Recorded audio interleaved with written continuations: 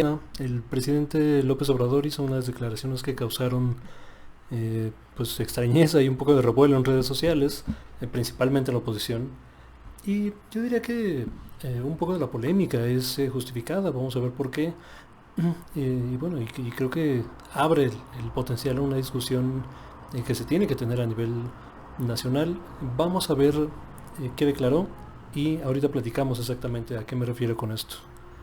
Esto fue en la mañana.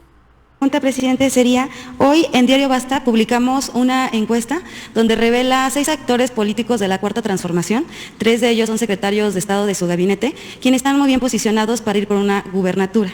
De ser así, ¿usted aceptaría su renuncia y desde ahora podría darles algún mensaje, algún consejo? Esta sería primero una pregunta y una segunda, si me lo permite. Gracias. Bueno, no me meto en eso. Eso en su momento, cada quien lo decide y ya veremos. Pero nosotros no nos vamos a meter. Es muy importante el que sí quede claro que vamos a estar pendientes para que no haya fraude electoral.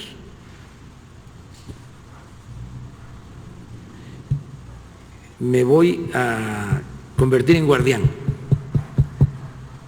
para que se respete la libertad de los ciudadanos a elegir libremente a sus autoridades. Ya sé que existe el INE, no me voy a involucrar en eso. Nada más que estoy obligado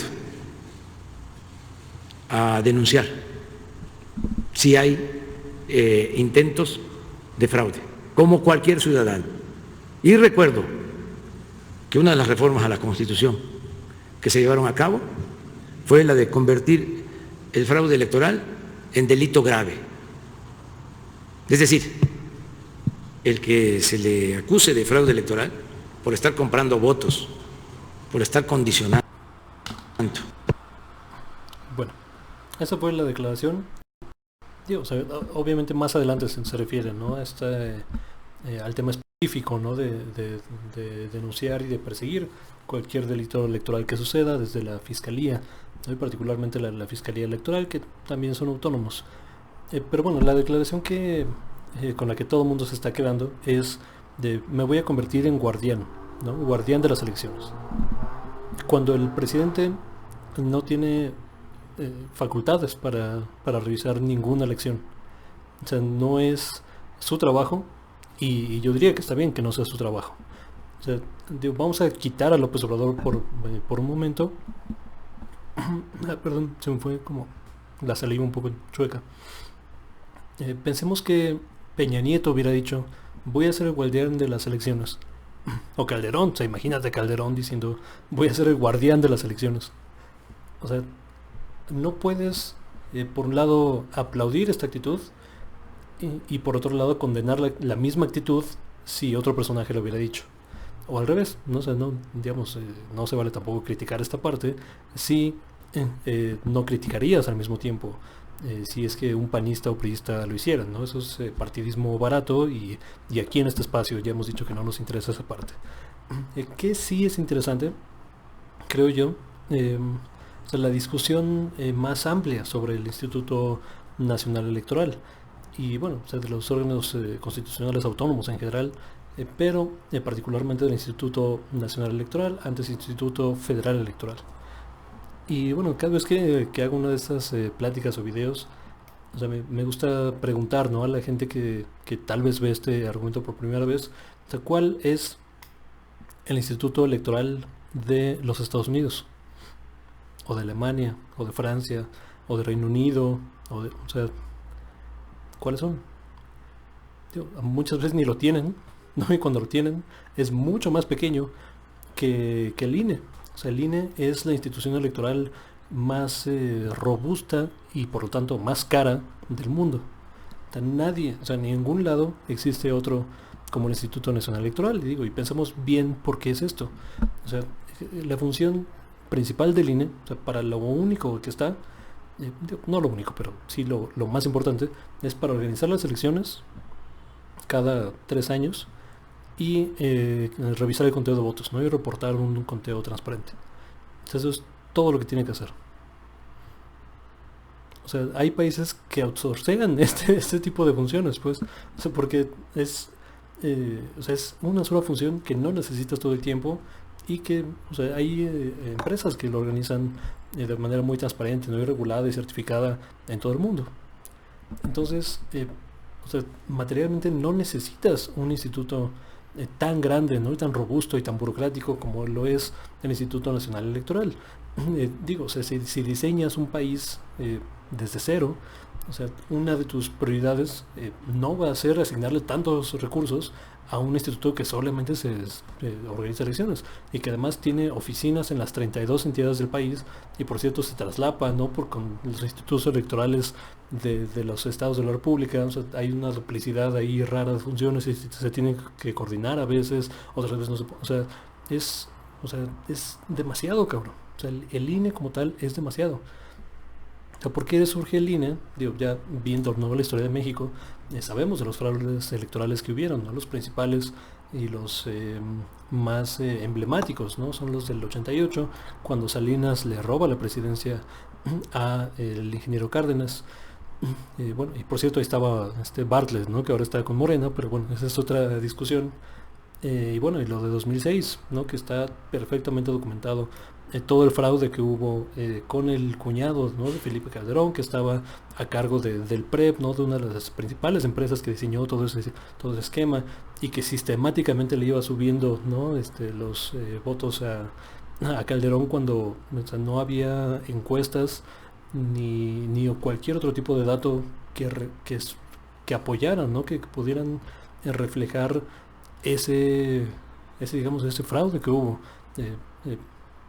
Pero bueno, Dios, después de esa cuestión, ¿no? Se cambia de Instituto Federal Electoral a Nacional Electoral, porque había que hacer por ahí un rebranding, ¿no? Y tal. Y bueno, el INE ha sido objeto de pues de partidismos, ¿no? Y de cuotas políticas.